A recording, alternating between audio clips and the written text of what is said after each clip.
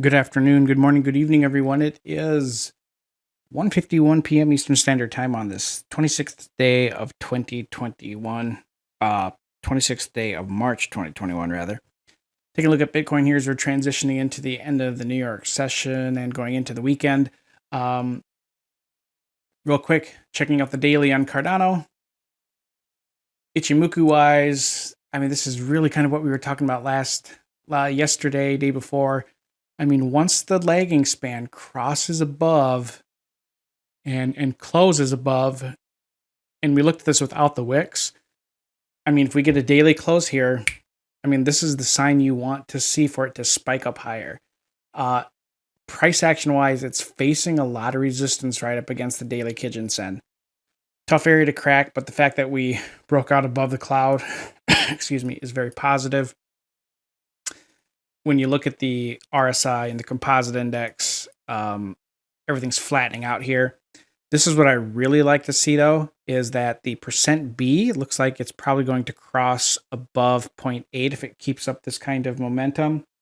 And the RSI is below 60.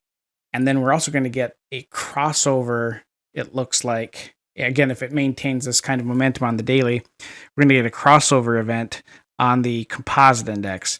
This is something I call the pinch. That's when you see the Composite Index line, which is the red line, cross above both of its averages when they're really close together. Those kinds of moves generally cause some pretty major moves.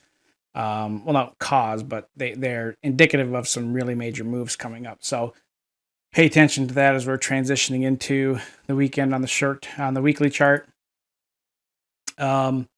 Support still being found against the weekly Tenkan Sen, and we've got a higher low this week. An inside bar from last week's. So if you're playing this conservative, well, if you're going to use the wicks, you don't go long until you have a close above the high of this candle of last week at 151.